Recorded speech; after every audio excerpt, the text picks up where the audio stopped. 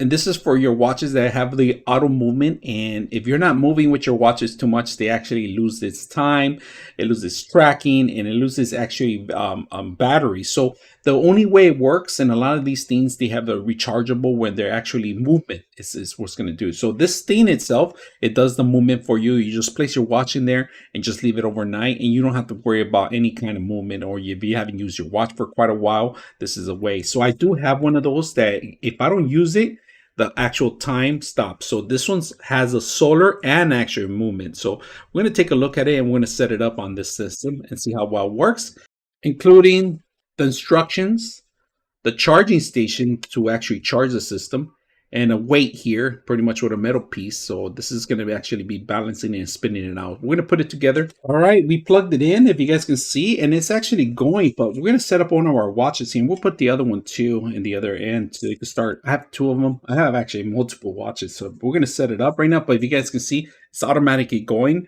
They give you foam if you want to adjust some of the stuff, and they give you more weights in case the actual watch weights more than the other side to balance it out. So this is not bad. The instructions are included. It tells you how to tie them up, get them closer together, and so forth, and how to move the actual watches closer. So it gives you an actual description of how to set it up, and we're going to do that right now and see how it works. All right, we're going to set up a Rolex in one side. All right, one side is going to be a Rolex, and then in the other side we're going to set up my T-Soft and make sure that we have them going. So let's go ahead and do that.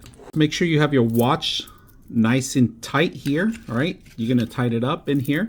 So what you want to do is you close it out. All right, let's go ahead and close it out.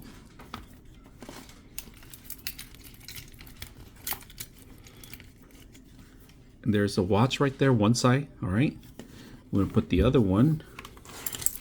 This is heavier. It's a heavier watch right here on this side, but look at this. If you want to add more foam, you can add more foam to it and increase the actual, put this in here, you can. You could double-sided tape so you could push it a little bit further up. You could have increase if you want, and then it'll balance it out.